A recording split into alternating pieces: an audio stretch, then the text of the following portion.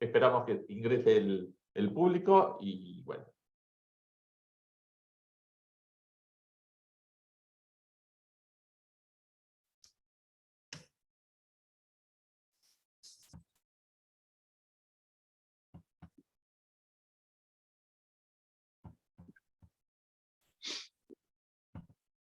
Carla, vos andá nomás, me quedo yo, no hay problema.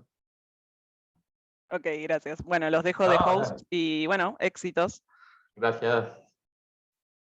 Hola para los que van entrando. ¿Qué tal? Bueno, ya soy Edgardo Salowski.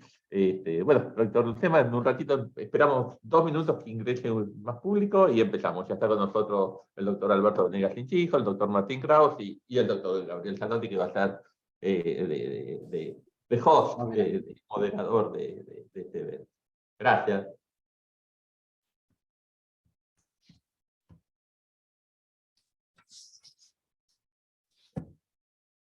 Bueno, Gabriel, si te parece, para así no perdemos más tiempo, empezamos un nuevo seminario de libertad educativa, todo tuyo. Bien. Bien. Agradezco a Edgardo que me haya hecho el honor de ser el moderador de este importante tema o debate. Veremos cómo se plantea. El problema creo que es el siguiente. Hay una opinión muy extendida, una visión de la educación muy extendida, donde necesariamente la educación debería ser una especie de bien público estatal. También está muy extendida la visión de que la educación entra dentro de las fallas habituales del mercado, o sea que el mercado no lograría llegar a externalidades negativas, bienes públicos, redistribución de ingresos, y que por lo tanto el Estado tendría que intervenir activamente en la oferta de servicios educativos para solucionar la supuesta injusticia de la redistribución de ingresos, para igualar las oportunidades, para evitar las externalidades negativas de las personas que no puedan estar educadas, para evitar que la educación no se convierta en un bien privado que no pueda acceder que no pueda ser provisto a todos. Bien, esas son las opiniones habitualmente extendidas sobre el tema educativo, que producen una amplia injerencia del Estado en esta materia. Y bien, planteada esta opinión dominante, este cuasi paradigma dominante, yo les pediría a los expositores qué tienen para decir al respecto, ¿no? Yo propongo que comencemos por orden alfabético, empezamos por Alberto, seguimos por Martín, y como estarás acostumbrado, Edgardo, terminamos por ti. Es la historia de mi vida. Sí, sí, también de la mía, te cuento. Sí, sí, sí. Ok.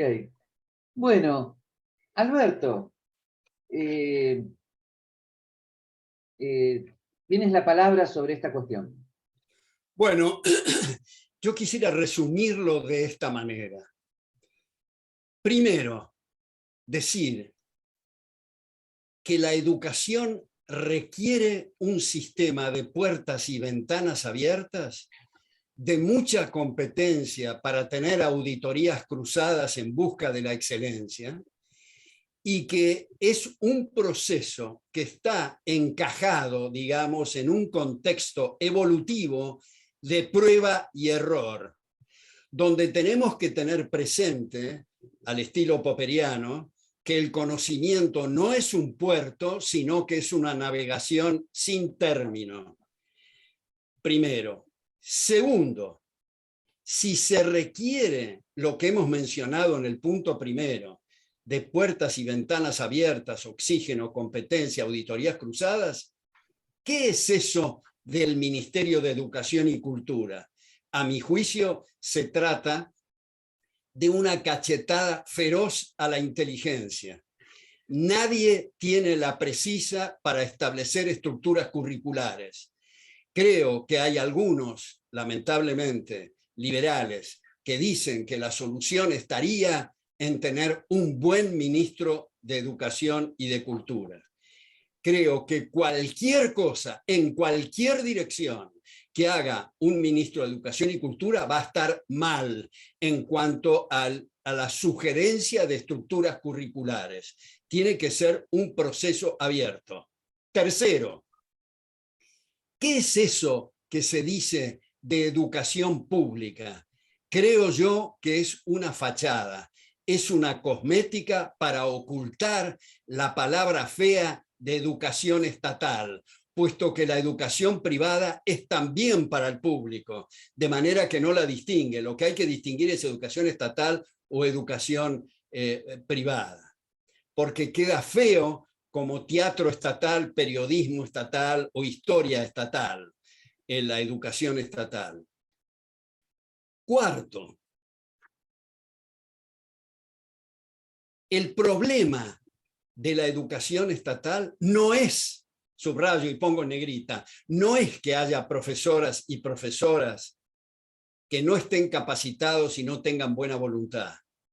Yo personalmente estaría escupiendo al cielo al decir esto. Yo fui profesor titular en 5 carreras en la Universidad de Buenos Aires: Ciencias Económicas, Derecho, Ingeniería, Sociología y el Departamento de Historia y Geografía de Filosofía y Letras.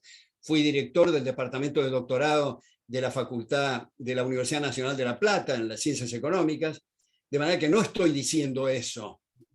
¿Qué estoy diciendo? Estoy hablando de incentivos. En ese sentido, tomo lo que nos han enseñado autores como Ronald Coase, como Harold Dempsey, como Douglas North, en cuanto a los incentivos. Para ilustrarlo de alguna manera entre nosotros, no es lo mismo la forma en que tomamos café, ya que Gabriel está tomando café o algo similar, o encendemos las luces cuando nosotros pagamos las cuentas, que cuando obligamos a otros que las paguen con el fruto de su trabajo. Esto va en dirección a tantos estudios que se han hecho en distintos lugares sobre el costo del graduado por año en universidades estatales, y en algunos casos se puede mandar hasta 2 y 3 veces para hacer estudios en Harvard por el costo de estas universidades estatales, por graduado y por año. Eso que en muchos de los estudios, no en todos, pero en muchos de los estudios se toman solamente gastos corrientes y no la inmovilización del capital, que empeoraría mucho la situación. Ergo, ¿qué hacer con todas las instituciones estatales, sean colegios o sean universidades? Desprenderse de ellas. ¿Cómo? Venderlas. ¿A quiénes? Eventualmente al mismo Clausto. Y en un rapto de enorme entusiasmo, yo diría, regálensela. Pero al momento siguiente que sean los dueños, toda la politización, la mugre, la sindicalización, el adoctrinamiento, el costo va a cambiar, y el cuidado, cómo se asignan los recursos, los locales, el capital inmovilizado, etcétera, etcétera. Ahora, quinto punto. ¿Qué hacer con las personas que tienen las condiciones intelectuales, pero no tienen los ingresos para aplicar a las ofertas educativas existentes? Bueno, creo que en un momento de transición es muy importante tomar lo que ha dicho Milton Friedman, esto es los vouchers, créditos educativos. Esto es, a todos los que no tienen los ingresos, pero tienen las condiciones, se le da un voucher para que ellos o sus padres, según sean colegios o según sea de distintos niveles o según sea universidad, elijan de todas las instituciones privadas las que más le atrae. Por tanto, quiero subrayar a esta altura que no se vaya a decir que esta propuesta educativa es algo que deja de lado a los de menos ingresos. Justamente agregaría yo como una nota a pie de página que los de menos ingresos son los que están pagando con mayor fuerza la educación estatal. En primer lugar, aquellos que no pueden ir al colegio porque se mueren por inanición, porque tienen que achar o tienen que trabajar con los padres. Ellos, vía las menores tasas de capitalización que los contribuyentes de jure hacen porque el contribuyente de jure que recibe un impuesto, digamos, del 90%, no va a dejar de consumir comida, ni tener automóviles de alta gama, ni sus mansiones, va a dejar de invertir. Y por lo tanto, esa menor inversión repercute directamente sobre los marginales y los que menos tienen, que son los que están en realidad actuando como contribuyentes de facto. Ahora, viene esta cuestión. Esto de tener toda educación privada no quiere decir para nada que los mortales vamos a ser perfectos. Ya sabemos que la perfección no está al alcance de los mortales, de lo que se trata es de minimizar costos. Y ya sabemos que en instituciones privadas puede también haber algunos desatinos en la educación, desatinos, dicho sea de paso, que en muchos casos son consecuencia porque esos profesores fueron capacitados en instituciones oficiales, es decir, estatales de educación. Pero aunque no fuera así, la libertad de entrada y salida, la eliminación de esas torturas de la CONIAU y similares, de tener que adaptarse a las pautas que los burócratas establecen, es algo que hay que borrarlo por completo en una sociedad abierta. Entonces, si hay necesidad de acreditación, como de hecho es necesario en facultades como de medicina y otras, que sea como fue originalmente en Europa y más en las colonias estadounidenses, que eran instituciones de acreditación privadas, que entre sí también compiten para la excelencia académica. Ahora, lo voy a dejar para Martín, esto que sé que le entretiene, esta cuestión de las fallas de mercado, pero en todo caso, hablar de bien público en la educación estatal es una sandez, puesto que las características del bien público es la no exclusión y la no rivalidad, que no cabe o no calza en el tema de la educación. Y quiero ir cerrando con esto, con lo que mencionó Gabriel, de la igualdad de oportunidades, que suena muy atractivo, pero es absolutamente incompatible con la igualdad ante la ley. Si yo juego al tenis y juego con un profesional, para que me den igualdad de oportunidades hay que encadenarle una pierna o eventualmente obligarlo a que juegue con el otro brazo que habitualmente juega, lo cual significa que he lesionado su derecho. La igualdad de oportunidades, la única igualdad en la sociedad abierta, como explicaba Hayek, es la igualdad ante la ley.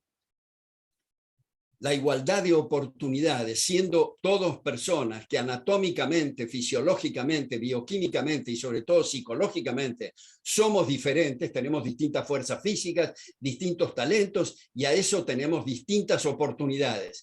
Lo atractivo de la sociedad abierta es que tenga todo el mundo más oportunidades, pero no iguales. Y dicho sea de paso, como otra nota a pie de página, digo que cuando hablamos de la igualdad ante la ley, eso es un concepto que está inexorablemente atado a la noción de justicia, según la célebre definición de Ulpiano de dar a cada uno lo suyo, y lo suyo remite al concepto de propiedad, puesto que la igualdad no atada a la justicia nos puede hacer creer que todos tenemos que ser igual ante la ley para ir a un campo de concentración. Es inescindible la igualdad ante la ley del concepto de justicia. Quiero también subrayar que se ha insistido mucho en el derecho a la educación. Si derecho a la educación es que yo pueda aplicar a un voucher o pagar con mis propios recursos para educarme, comprar libros y pagar a profesores, eso no hay ninguna objeción. Pero habitualmente lo que se quiere decir con derecho a educación, igual que a derecho a una vivienda digna, derecho a vitaminas o hidratos de carbono o a una motocicleta con 2 caños de escape, quiere decir que es un pseudo derecho. Esto es, me van a facultar a mí a meterle la mano en el bolsillo al prójimo para sacarle sus recursos, con lo cual he lesionado su derecho.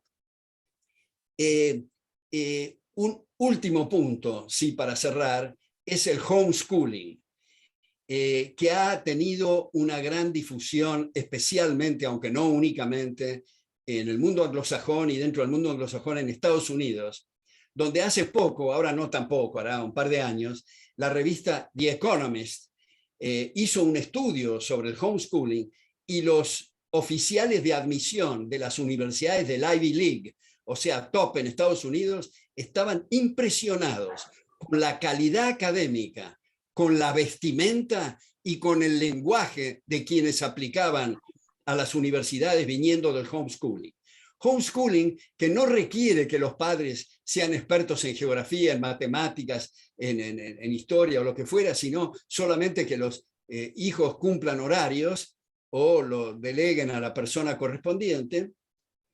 Y estos apoyos logísticos de Internet, de homeschooling, que muchos padres dicen que lo quieren hacer para no perder literalmente a sus hijos, para no entrar en un sistema de adoctrinamiento, como ha señalado entre tantos otros Thomas Sowell en Inside American Education, digamos, de lo que pasa con la educación pública, que me acuerdo que abre Thomas Sowell ese libro mostrando que según la nueva Secretaría de Educación, nunca existió el Ministerio de Educación en Estados Unidos, la estableció Carter y Reagan trató de eliminarla, la Secretaría de Educación sin éxito, pero según la Secretaría de Educación hay un curso de chicos entre 5 y 7 años que se llama de sensibilidad, donde le muestran videos de personas, hombres y mujeres, masturbándose y teniendo relaciones sexuales, como una asignatura de sensibilidad para chicos de 5 y 7 años. Esta es una de las tantas barrabasadas que muestra Thomas Sowell en Inside American Education. Pero solo lo que quiero señalar es que preocupados en el homeschooling por la sociabilidad de los chicos, hacen club de ajedrez, clubes de deportes, de bailes, etcétera, para tenerlos, digamos, vinculados. Y por último, ya es la tercera vez que digo que voy a cerrar, por último, quiero hacer un breve comentario del coeficiente intelectual, del concepto de IQ. Gardner ha elaborado mucho sobre esto, básicamente explicando que todos somos inteligentes, solo que para temas muy distintos. A veces, digamos, uno da una conferencia y el de la primera fila se está durmiendo y uno tiene la tendencia a pensar, pero qué tipo desinteresado, debe ser muy inculto, en fin. Y es porque le interesa muchísimo estudiar la velocidad de los vientos y no la economía. Digamos, todos tenemos distintos intereses. Lo importante, me parece, en educación es tratar de sacar las potencialidades de cada uno, que son únicas e irrepetibles, por eso los sistemas Montessori, que han sido eliminados por la primera medida de Mussolini y de Hitler en Italia y Alemania respectivamente, o tantas otras medidas. Mi hija mayor, digamos, iba a un colegio en Belgrano, y yo tenía mucha relación con la directora de ese colegio, y me decía, yo le digo a mi staff que ni siquiera piensen en nuevas medidas porque va a venir la Gestapo del siglo XX, léase, inspectores del Ministerio de Educación y nos van a cerrar el colegio. Porque cuando se habla de imposiciones o de pautas de estructuras curriculares, no es solo para la educación estatal, es también para la llamada educación privada, que en realidad está privada de toda independencia a través de este sistema. Hay un autor que ustedes conocen seguramente por ciencia ficción, pero que fue profesor de física y matemáticas en la Universidad de Boston,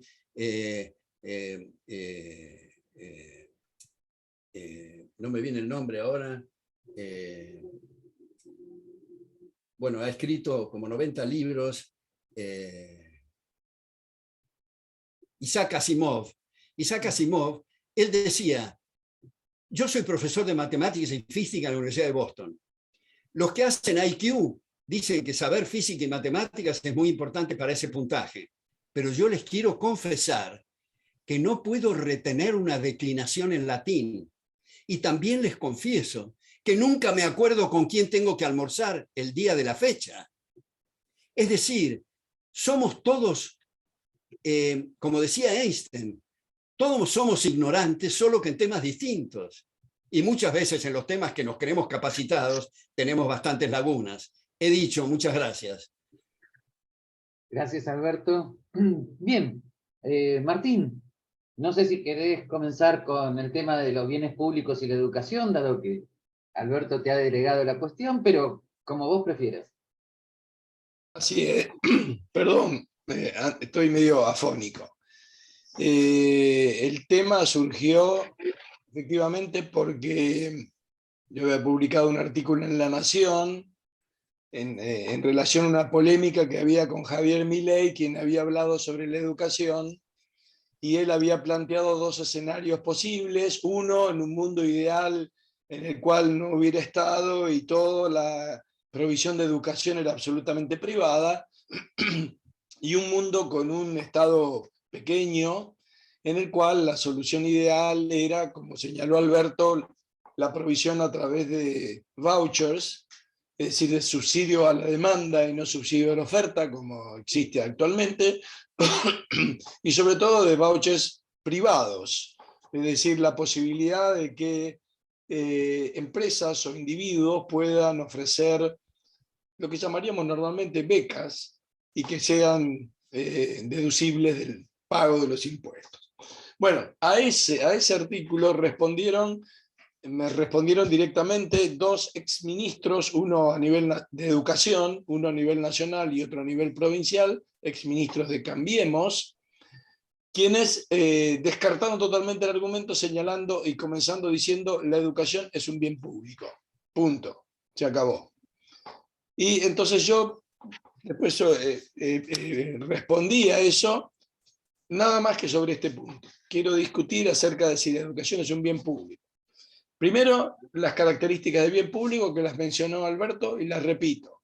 Un bien público cumple con dos características: no exclusión, no se puede excluir al que no paga, y no rivalidad en el consumo. Es decir, pueden estar consumiendo una persona, 10 personas, 1000 personas al mismo tiempo. El típico ejemplo en la economía de bien público es el de un faro. Una vez que emite su luz, no se puede excluir un barco y decirle: usted no la mire porque usted no me pagó. La luz la reciben todos. Y al mismo tiempo, no hay rivalidad en el consumo, la misma luz la pueden ver un barco o 10 barcos. Por lo tanto, el argumento sería que estos bienes públicos no van a ser provistos por el mercado, porque no hay incentivos entonces para hacerlo. Bueno, mi discusión, en el caso de la educación en particular, está claro que la educación no cumple con esa definición de bien público, es un bien privado, y la prueba de eso la tenemos en toda la oferta de educación privada que existe. No hay que mostrar mucho más. Veamos todos los jardines de infantes privados, todos los colegios primarios privados, todos los colegios secundarios, todas las universidades, incluso en esta que estamos nosotros, ahora son toda provisión privada de educación. Así que no podemos decir que la educación no va a ser provista por el mercado, porque el mercado la está proveyendo en este momento en todos los niveles.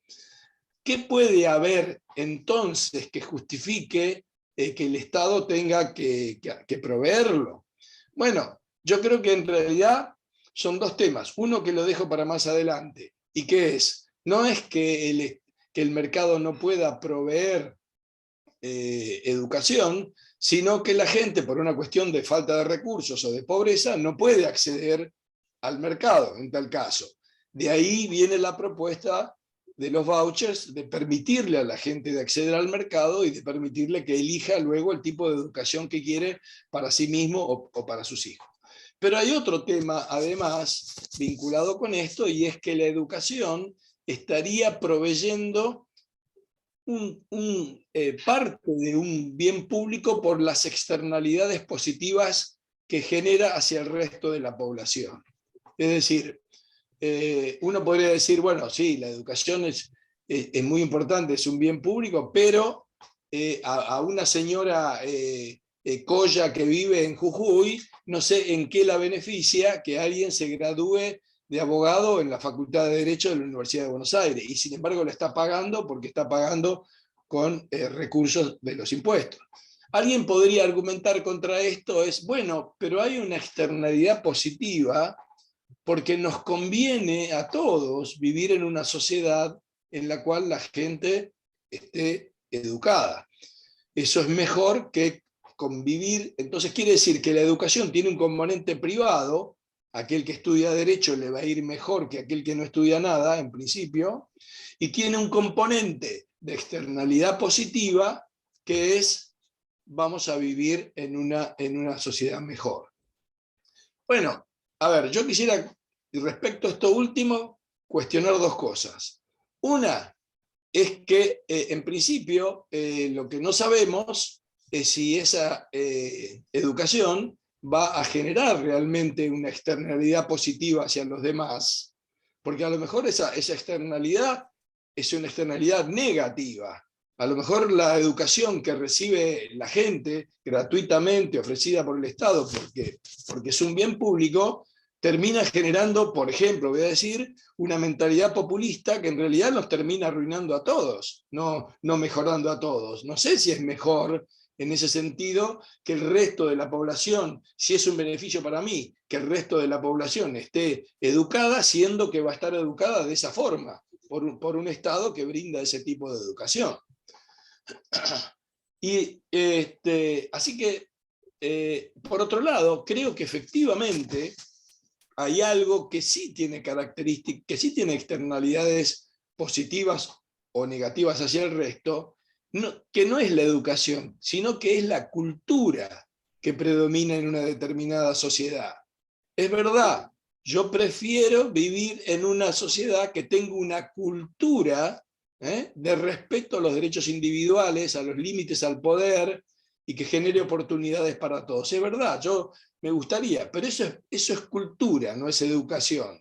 La educación es parte, y una pequeña parte de la cultura, porque la cultura es formada, bueno, en parte por lo que se recibe en la educación, pero luego uno la recibe de sus padres, de sus amigos, de los medios, de la iglesia, en fin, cantidad de actores que hay en el mundo de la cultura y que van conformando la cultura de un determinado país. Así que yo creo que la cultura sí es importante, ok, pero la educación es nada más que una parte de eso. Y que no cumple con las condiciones entonces, o que cumple tan solo muy parcialmente, y habría que ver si en forma positiva o negativa con la característica de externalidad positiva y bien público. Bueno, nada más, gracias. Bien, yo por supuesto después voy a tratar de incentivar el debate o la polémica, pero antes escuchemos lo que tenga que decir Edgardo sobre esta cuestión. Bueno, Gabriel, gracias. Y bueno, gracias Alberto, gracias Martín. Un poco como comentaba antes cuando estábamos en privado, estoy compartiendo ahora con el público cómo nace esta reunión. Justamente esta reunión, este panel, por así decirlo, nace de la nota que escribe, creo que era de La Nación, Martín, ya un tiempo atrás, y bueno, justamente ese intercambio de notas que sucedieron después, y me pareció interesante generar este panel. ¿Qué puedo agregar yo? A ver, a lo que fui tomando nota, primero voy a ir, en realidad, más que agregar, voy a complementar. Voy a ir cuando pensaba ayer, no, hace 2 días exactamente, y perdonen si hablo un poquito lento o no tan claro, porque exactamente hace 2 días me he sacado una muela de juicio cuando cuento mis penares, y bueno, y todavía estoy bastante inflamado, por lo cual me cuesta un poquito hablar. Así que bueno, intentaremos. Cuando lo escuchaba, bueno, primero a Alberto, respecto al buen ministro o al Ministerio de Educación, o el hecho de igualdad de oportunidades contra más oportunidades, algo tan obvio, creo que la foto coincido 100%, más vale, hemos charlado tantas veces de estos temas, como también, ya puramente como economista, como bien decía Martín recién, definir bien público a la educación. No resiste ningún análisis. Que haya externalidades es otro tema. Externalidades positivas, como podemos charlar de distintas externalidades que podemos considerar. Pero quiero ir a algo, por así decirlo, positivo. Esa es la palabra, y esto está asociado a que cuando armaba un poquito esta pequeña exposición, como hago usualmente, frente a una exposición se me ocurrió escribir una nota que publiqué ayer, en este caso en El Economista, que se llama La otra ola llegó a la Argentina y se basa básicamente en el CC Convex, por así decirlo, que definió Alberto como los vouchers, lo que mencionó también después Martín, la idea de subvencionar la demanda y no a la oferta, de tal forma de dejar que los padres que deciden todo para un niño, por ejemplo, pequeño, tiene con sus amigos a lo que come, o cualquier otra actividad, pueda decidir también la escolaridad de los chicos en función de sus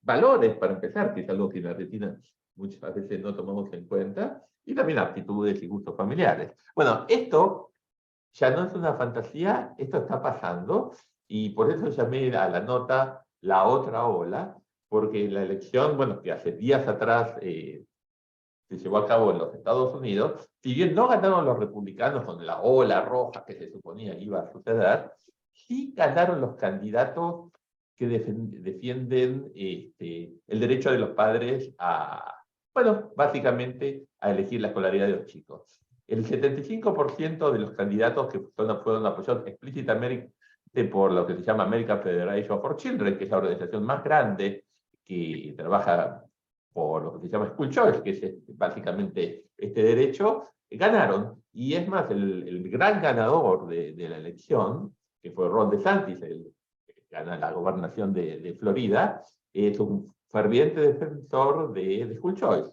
y ganó por 19 puntos.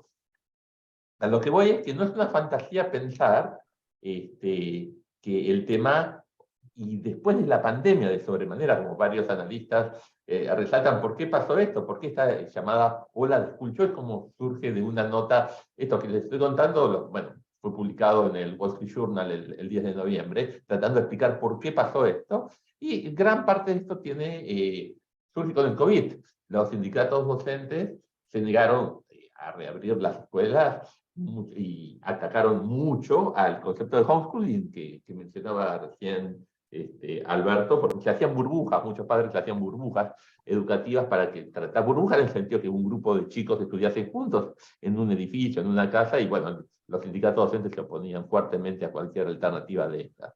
Todo esto potenció el accionar de los padres fuertemente, y la elección, el resultado es muy, muy significativo. En la nota, bueno, no lo voy a comentar aquí, pero se resalta que hasta candidatos demócratas descubren que el tema es tan importante que, por ejemplo, la gobernadora de Nueva York gana después de que apoya públicamente por primera vez la eliminación de poner un límite a las escuelas charter en la ciudad, cosa que tradicionalmente los demócratas se han opuesto. Y un par de semanas antes de la elección, tanto el ganador en Pensilvania como en Illinois, Pritzker, ambos demócratas se vuelcan a favor de School Choice abiertamente. No es menor. O sea, es como que hay un mundo distinto y hay una oportunidad distinta. Hoy, hace muy poquitos meses atrás, en Arizona, ya previo a la elección, Arizona se convirtió en el primer estado que tiene pleno School Choice para todo niño menor de 12 años. Bueno, por una legislación estatal permite que hasta se utilicen $6.000 anuales para lo que se llaman cuentas de ahorro para la educación, que es una forma de voucher más moderna, por así decirlo, pues mucho más amplia, porque no tan solo se puede utilizar para una escuela, por así decirlo, privada, pero también para homeschooling o para cualquier otra tutorea o cualquier otra forma de educación. A lo que voy es que hay una realidad después del COVID, y en la Argentina yo creo que existe también, que los padres por primera vez se han involucrado fuertemente en la educación de los chicos. El resultado de la elección es muy significativa. Aparte es muy aliciente, es muy interesante, es un fuerte aliciente que los dos candidatos republicanos, pues Donald Trump también es un ferviente defensor de School Choice, los dos, el único opositor que uno podría imaginarse hoy de Trump en la interna republicana es justamente el gobernador de Florida, Ron DeSantis. Ambos son fervientes defensores del derecho de los padres a elegir, de School Choice. Eso hace pensar que dentro de 2 años podemos tener un gobierno federal en los Estados Unidos, ya no tan solo a nivel local. Y la pregunta es, ¿por qué no la Argentina? ¿Por qué no, frente al ciclo electoral que se avecina, algún candidato no toma en cuenta la cantidad de votos disponibles? Ya no aún ideológicamente, sino pragmáticamente, de montones de familias que podrían estar considerando esto como un activo para votar. Por eso digo que estamos frente a una oportunidad histórica, algo que el COVID nos dejó, algo positivo que el COVID nos dejó, que es que los padres por primera vez se dieron cuenta que tienen poder, que tienen la posibilidad de enfrentar al sindicato docente, cosa que de no haber sido por las organizaciones de padres en la Argentina, sin duda se hubiesen vuelto a las escuelas mucho después de lo que se logró volver, a pesar del horrible costo que generó en sí mismo el cierre de las escuelas. Por eso soy optimista. Esperemos que esta denominada ola que acaba de suceder en los Estados Unidos incentive a algún precandidato en nuestro país a tomar esto como una bandera, porque yo creo que sería, bueno, un second best muy interesante en el sentido de cambiar un sistema. Falta un montón de cosas, además, más vale que si no se deja de regular lo que se enseña dentro de las escuelas, por más que los papás puedan elegir la escuela, bueno, habremos avanzado, pero estamos a mitad de camino. Pero es un primer paso y el camino más largo empieza por el primer paso. Bueno, gracias, Gabriel. Bien. Bien, yo ¿Me permite, antes de... Gabriel? Sí, por supuesto. Bueno, me gustaría a mí dividir este pequeño comentario que quiero hacer en 2 capítulos. El segundo capítulo me voy a referir al tema central que nos ocupa, 2 puntos que mencionó Martín. Con Martín tenemos una larga tradición de debates, nos quedamos muy incómodos e inquietos cuando coincidimos, nos gusta afilar el lápiz y pulir distintos ángulos, de manera que me voy a referir a 2 puntos que mencionó Martín. Pero antes de eso, me voy a referir a otro punto que tal vez me salgo un poquito del tema y está referido a lo que dijo Edgardo recién, que veo con mucha satisfacción y celebro que le sacaron la muela del juicio, pero no perdió el juicio. Lo que dijo Edgardo respecto de Ron DeSantis, el gobernador de Florida, creo, y esto por eso me salgo un poquito del tema, es una esperanza para Estados Unidos y sobre todo una esperanza para que el Partido Republicano retome sus valores tradicionales y deseche al patán de Trump, que además de haber aumentado el gasto público, el déficit y la deuda,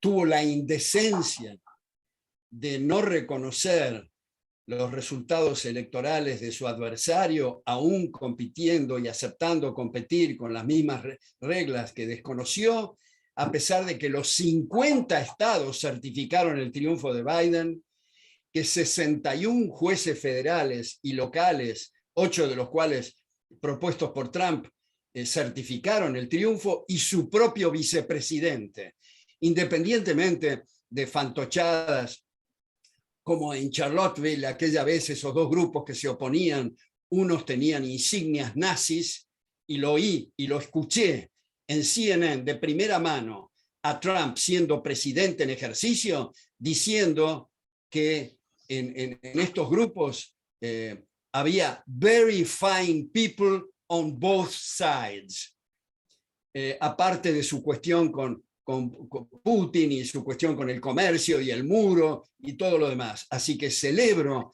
que gente como el actual gobernador de Florida hayan tenido un resultado muy expectante. Ahora, respecto de lo de Martín, claro, tal vez hay 2 puntos acá, ¿no? Uno es el tema de las externalidades.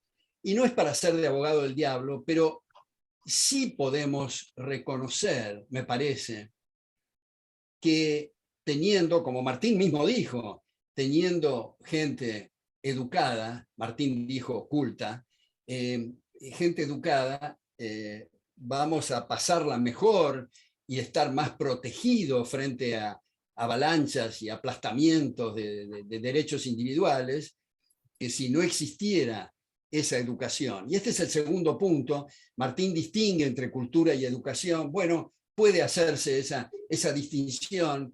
Yo creo que en el contexto de lo que estamos hablando no vale la pena hacer la distinción. Martín decía, porque no es solamente educación, sino, por ejemplo, lo que enseñan los padres, dijo. Bueno, pero lo que enseñan los padres es también educación. Se llama técnicamente educación informal.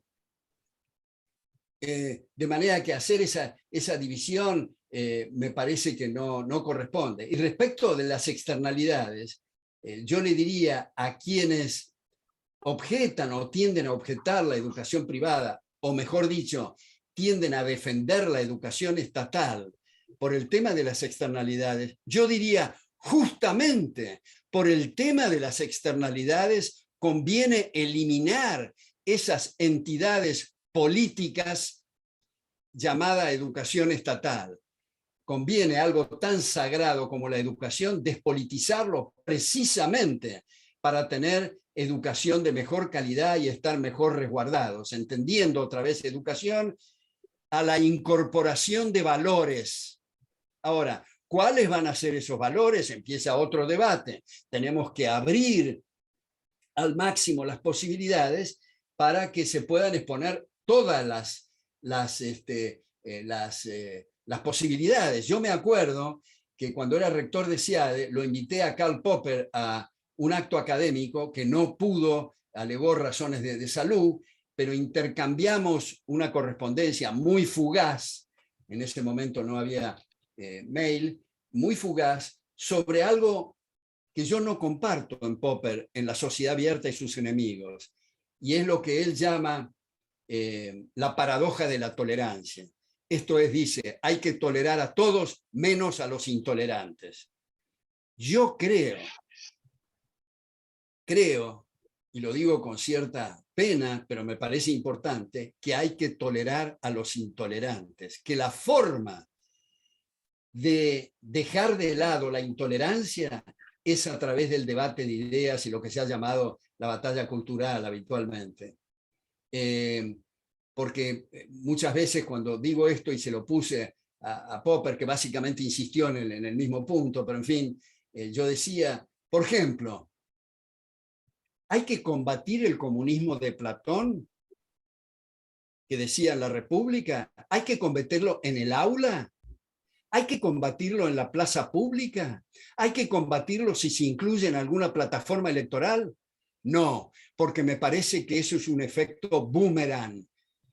Hay que abrir todas las posibilidades del debate y tener confianza en que en la batalla cultural se van a poder transmitir y van a ser comprendidos y aceptados los valores. El eje central, la columna vertebral de la sociedad abierta es el respeto recíproco, comprender esos valores. Desde luego que hay códigos penales y hay códigos de distinta naturaleza donde se va a proscribir el asesinato, la violación, etc. Pero estoy hablando en el debate de ideas, en la plaza pública, en el aula, en los comités de partidos políticos. Bueno, eso quería comentar de los dos capítulos de Edgardo y de Martín, que por supuesto me han parecido muy, muy fértiles, pero me llevan a estas reflexiones. Yo, antes de darle la palabra a Martín, y dado que mi papel es incentivar el debate, quisiera poner a consideración de los tres que el argumento de Sarmiento para que las provincias se hicieran cargo de la educación primaria estatal tenía que ver tal vez con el tema de las externalidades, aunque él no lo planteó de ese modo. El argumento de Sarmiento es que los estados debían educar a los futuros ciudadanos para que estos supieran votar como corresponde, y me parece que lo que está implícito en términos que Sarmiento no utilizó es que si el Estado no educa a los ciudadanos en las ciencias y en las letras para que puedan votar como corresponde, entonces se produciría una especie de externalidad negativa, ¿no? Por eso la famosa frase de Sarmiento, un ciudadano educado nunca votará a Rosas, ¿no? Claro, los rosistas podrían decir un ciudadano educado nunca votará a Sarmiento, pero no me voy a meter en esas polémicas, ¿no? ¿Qué opinan de esto? De esta Si me posición permite, Gabriel, me gustaría, no sarmientina? quiero monopolizar acá, pero muy brevemente una nota a pie de página a lo que usted comentó. Yo creo primero que uno no puede ser injusto criticando con el diario del lunes lo que estaba pasando antes. Yo tengo una gran admiración por Sarmiento y por su secretario de Hacienda, Luis Domínguez, pero en el tema educativo yo comparto lo que ha trabajado en uno de los libros Carlos Newland, mostrando que la educación estatal de Sarmiento eliminó de cuajo educaciones parroquiales y privadas que había debido a la llamada gratuidad. Esto es, lo llevo al título de mi libro, Nada es gratis. Por supuesto que no quiero traspolar esto, creo que las contribuciones de Sarmiento han sido en muchas materias muy importantes, pero me parece que sigue en pie todo el razonamiento de la educación estatal, que es la vaca sagrada del siglo XX o XXI, no solo en la Argentina, sino en el mundo. Digamos, tenemos que reconsiderar esto y ver en el contexto friedmaniano el tema de los vouchers para que todos puedan educarse, como muy bien subrayó Martín, financiar la demanda y no la oferta. Creo que hay algunos, no quiero dar nombres y hacer cosas ad hominem, pero hay algunos que critican que Hayek dijo tal cosa o que Mises tal otra, en fin. Bueno, todos nos equivocamos, como diría mi amigo Carlos Sabino, y hay que poner en contexto las contribuciones de cada uno de los autores en distintos momentos, que fueron pequeños peldaños o grandes peldaños para ir mejorando nuestra comprensión y disminuir, como diría Popper otra vez, la vasta ignorancia para mantenernos en pequeñísimos trozos de tierra fértil. Edgardo y Martín, ¿alguna opinión sobre este último punto? El hombre y su tiempo. El hombre y su tiempo, coincido con, o sea, analizar a Sarmiento hoy, el mundo es otro, la tecnología es otra, o sea, el hombre y su tiempo. Sí creo, y muy brevemente, que hay algunas, a ver, el capital humano es un factor de crecimiento, bueno, si vamos a Lucas o a Paul Romer, sumamente relevante.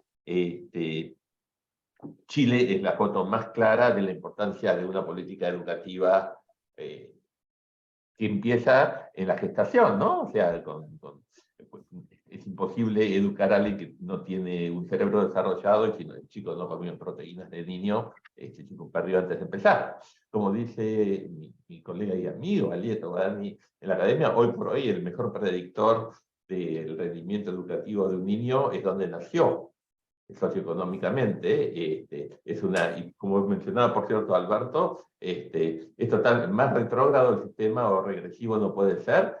Hoy los pobres le pagan a los ricos la educación, es la realidad, porque el chico nació, porque nunca va a terminar seguramente, no sé si la primaria, pero seguramente no la secundaria, está pagando la educación universitaria a mis hijos hoy. Entonces algo está muy mal en el sistema. Así que bueno, eso es. Martín, te paso la palabra, ¿cierto? Si no, me engancho. Gracias. Bueno, ahí sigo, ahora se me recompone con el tiempo. Yo creo que esa visión que Gabriel presenta es una visión constructivista, ¿no es cierto?, que quiere formar a la población de una determinada forma, aunque sea limitada al hecho de que sepa cómo votar, etc. Pero una visión similar llevó, pocas décadas más tarde, a una configuración de la educación argentina muy autoritaria, para también transformar a los inmigrantes en argentinos y generar una cultura argentina.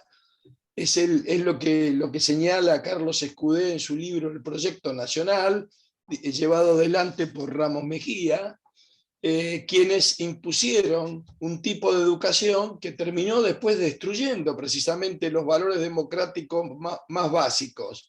Y lo más notable de eso es que impusieron ese tipo de educación en un momento en el cual el orden espontáneo estaba generando una educación local y propia.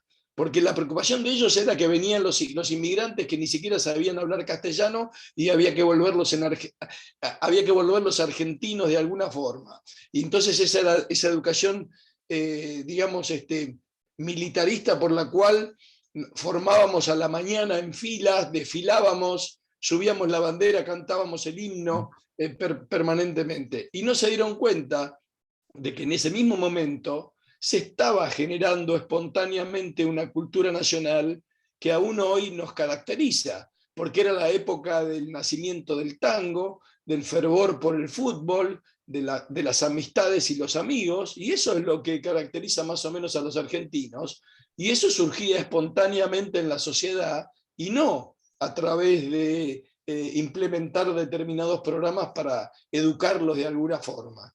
Y esa educación impuesta me parece que llevó a dejar precisamente en el camino esos mismos valores democráticos que originalmente eran los que se querían imponer.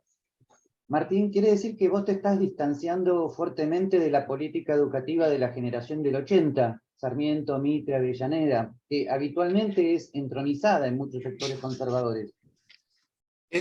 Perdón. No solamente en ese aspecto, sino además en el aspecto de que se establecía obligatoriamente cuál debía ser el contenido de la educación, que creo que es el punto más importante de todo esto, y es el Estado metiéndose a decir exactamente cómo tiene que ser el contenido de la educación, y eso estaba allí en la ¿cuál era? 1940, ¿cuál era el número de esa primera ley? 1420.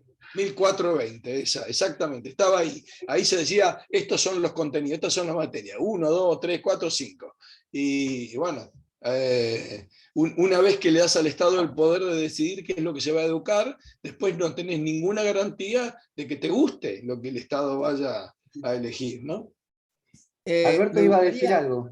Me gustaría agregar, creo que lo que ha dicho Martín es fundamentalísimo.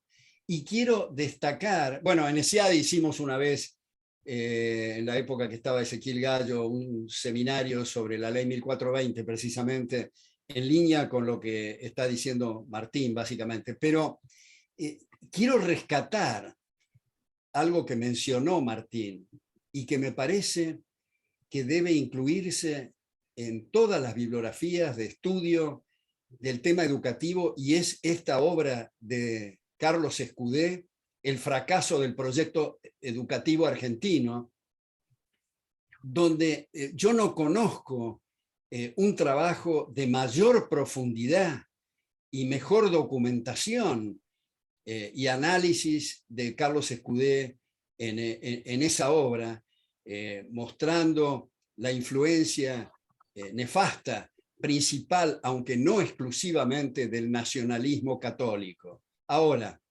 quiero terminar esto con una anécdota con Carlos Escudé, en la cual participaron Martín y Gabriel.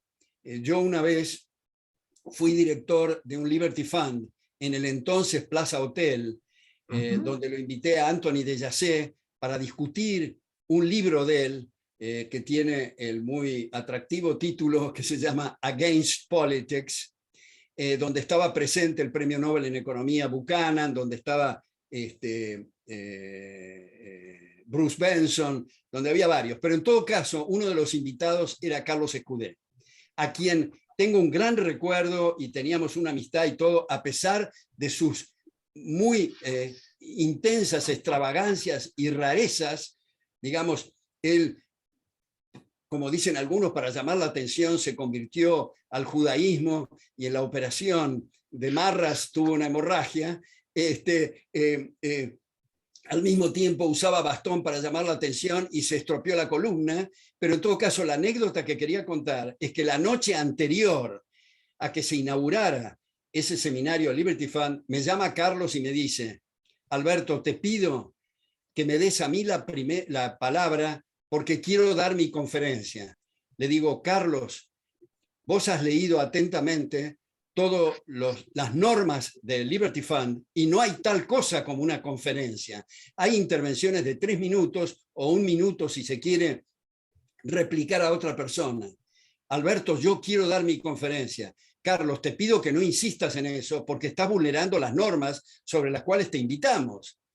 Bueno, yo voy a dar mi conferencia. Carlos, te voy a tener que cortar. Te voy a tener que cortar. Bueno, empezó la cuestión. Fue el primero en pedir la palabra y a los 3 minutos tuve que cortarlo. Se levantó, se fue y nunca más en una conferencia de Liberty Fund lo invitaron a Carlos Escudé. Hemos tenido muy buenas conversaciones, tengo muy buen recuerdo de Carlos, pero esto que dijo Martín del libro sobre educación lo recomiendo muy enfáticamente. No sé, porque algunos que lo he recomendado lo han comprado en Mercado Libre, no sé si hay otra edición de ese libro, pero realmente es algo extraordinario. Y el razonamiento de la cuestión constructivista que hizo Martín lo suscribo plenamente y creo que está en el eje central de nuestro debate. Si les parece prudente, dado el tiempo, voy a pasar a las preguntas del público.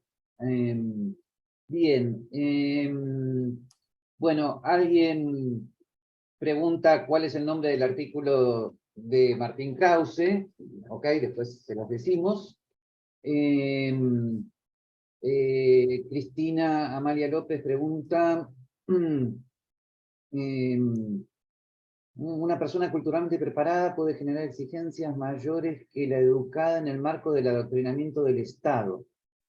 ¿No? Entonces, es posible que por ello se prefiera poner por delante la educación pública que el mecenazgo que podríamos generar en forma privada. Lo dice en forma de pregunta, ¿no?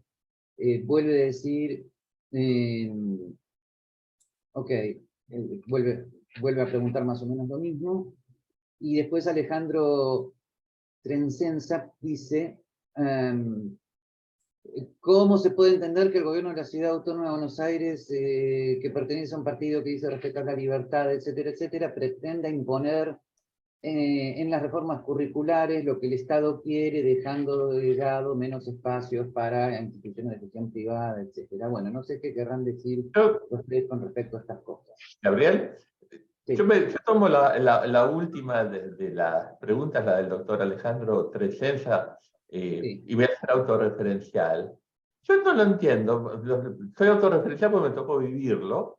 Mi hija mayor, que en este momento, mi segunda hija, mi hijo mayor, que está en medicina, fue a un colegio secundario que tenía un plan de estudio particular, Paideia, y su promoción fue la última que pudo tomar ese plan de estudio muy humanista antes de que justamente se eliminaran la libertad para los colegios con la nueva escuela secundaria, ¿no? Nunca entendí por qué se hizo eso cuando fue la graduación de mi hija 3 años atrás. La directora del colegio, bueno, lamentaba que con esa promoción terminaba ese plan de estudios que a mí me pareció maravilloso, porque para ella y sus habilidades, claramente, bueno, hoy está en medicina y tiene una muy buena carrera, es claramente humanista, era perfecto el colegio y es un muy buen colegio, que hoy debe dar lo mismo que cualquier otro colegio. No entiendo por qué hizo eso el gobierno de la Ciudad de Buenos Aires, no tengo respuesta. Hay una última pregunta, que no sé si tendremos tiempo, pero de Raúl Ángel Rodríguez. ¿Cómo podría ser el camino a seguir hacia una educación libre a partir de la situación actual? Yo sé que el artículo de días atrás de... no, Edgardo tienes un podcast sobre 6 propuestas al respecto, ¿no? Recomiendo mucho ese podcast, entre paréntesis, porque responde directamente a la pregunta. Pero no sé si los demás quieren sintetizar algo o opinar algo, o Edgardo, si quieres sintetizar algo de tu propuesta. Yo prefiero dejarlo, no sé, Creo que queda poquito tiempo a Martín o a Alberto, para no monopolizar, por así decirlo. Yo tengo Claro, una sola. El espíritu de la pregunta es, a partir de la situación actual, ¿qué hacer? Sí, yo tengo una sola. Requeriría de mi parte investigar algo más que no he hecho, ¿no? Pero la mía sería rescatar la figura, fíjate, es muy menor lo mío, ¿no? Pero rescatar la figura del examen libre. Es decir, existía la posibilidad en el pasado de que un alumno se acercara a un colegio privado o público y dijera, bueno, quiero dar examen libre, porque por ejemplo la familia estuvo de viaje todo el año, por ejemplo, perdió el año, entonces va a fin de año y da el examen libre y aprueba.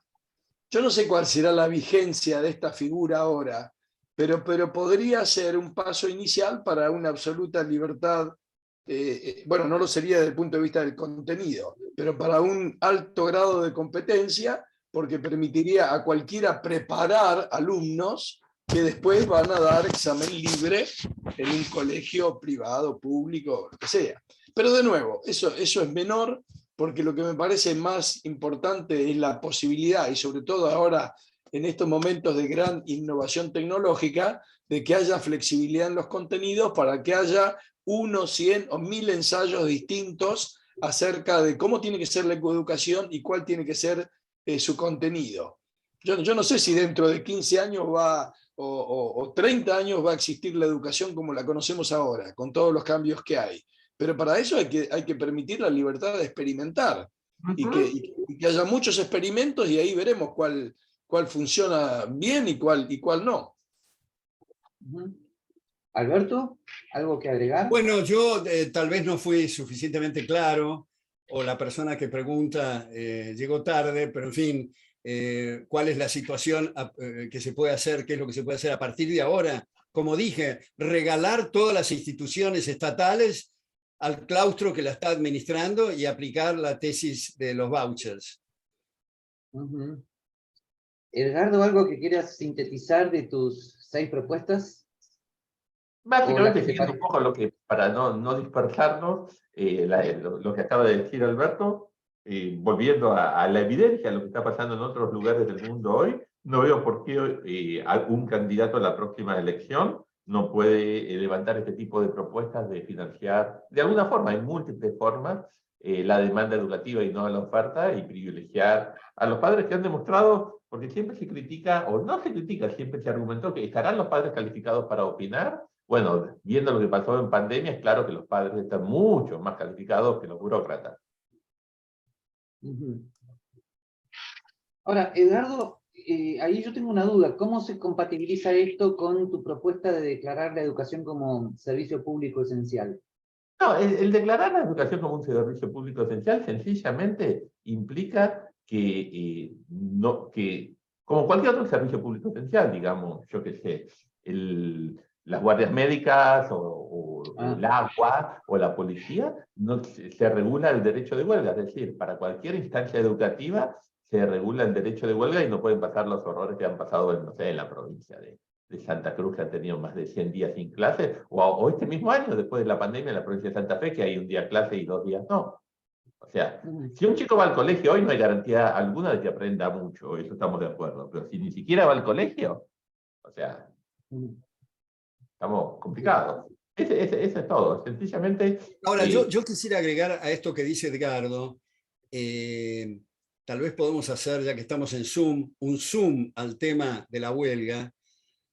Y yo no lo diría, claro, hay distintas formas de expresarlo. Yo no diría reglamentar el uso de huelga, sino entender la huelga como la contrapartida del trabajo, esto es el derecho a no trabajar, lo cual no quiere decir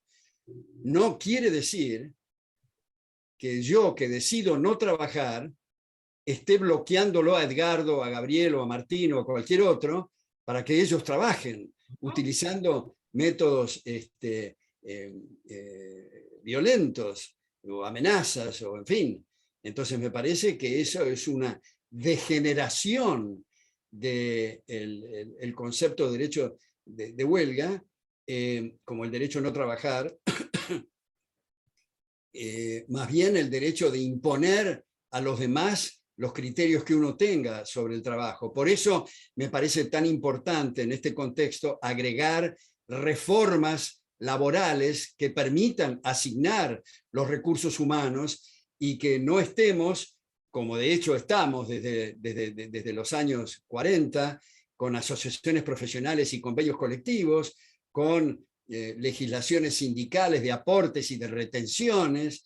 Hay cosas que hemos naturalizado, que las empresas retengan parte del sueldo de quienes emplean, y hay la diferencia entre el sueldo bruto y el neto, y la gente se fija cuál es el salario de mano, y no se fija en la cantidad de siglas y de rubros que hay que le descuentan, porque saben que el candidato no aportaría en esa dirección.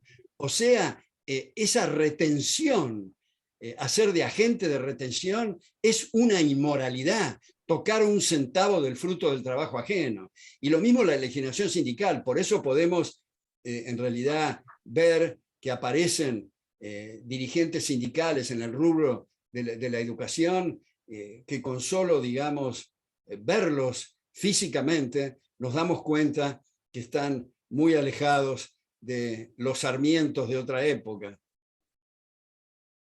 Dado que quedan pocos minutos, si mal no recuerdo, ¿no, Edgardo? Correcto. Sí. ¿Alguna reflexión final por parte de los tres? Así, tenemos 3 minutos. 1 minuto para cada uno. El mío va a ser con una cita, la verdad que aparece como muy, muy lejana a nuestras ideas y muy insólita, pero voy a citar a Mao Zedong, quien en algún momento planteó una política diciendo que la llamó que 100 flores se abran, que florezcan 100 ideologías. Después debo decir que cuando se abrieron los mandó a liquidar a todos, pero digamos, la frase está muy bien, que 100 flores se abran, que florezcan 100 ideologías, creo es lo que habría que hacer con el llamado así mercado educativo. Gracias. Yo quisiera terminar con 2 frases que he reiterado mucho últimamente. Una de Ángel Batisteza: la cultura no es cosa de minorías porque cuesta cara, sino porque cuesta trabajo. Primero. Y segundo, en un plano más amplio, en nuestras obligaciones personales de contribuir a que nos respeten y no pensar y endosar que otros deben resolvernos los problemas, la frase extraordinaria de Martin Luther King: no me asustan los gritos de los violentos, me aterra el silencio de los mansos. Gracias. ¿Eduardo? Bueno, sí, no, lo mío es nada más agradecerles a ustedes, más a Alberto, Martín, Gabriel, por este momento de intercambio. Para mí, bueno, yo aprendo un montón, es la verdad, es puro consumo para mí armar un evento de estas características, así que yo hasta desde un punto de vista egoísta tengo que pedirle perdón al público, porque lo hago para mí. He escuchado a Alberto, Martín, a Gabriel con todas tu rol de moderador, así que muchísimas gracias y aprovecho, bueno, en nombre público para comprometerlos aquí a un año a seguir, hacemos una segunda vuelta, podemos pasarnos la vida, me parece, hablando de este tema. Creo que lo que sí creo que es crucial, creo que es mucho más importante el problema hoy en educación en la Argentina, como lo van a mostrar los exámenes PISA dentro de poquito, que el problema económico. Si no tenemos capital humano en la sociedad del conocimiento en que nos toca vivir, yo no sé dónde van a estar nuestros hijos. Bien. Gracias, Edgardo. Gracias, Gabriel. Gracias, Martín. Un abrazo a cada uno. Un abrazo, gracias. Gracias, Gracias a todos. abrazo, gracias. Chao, chao.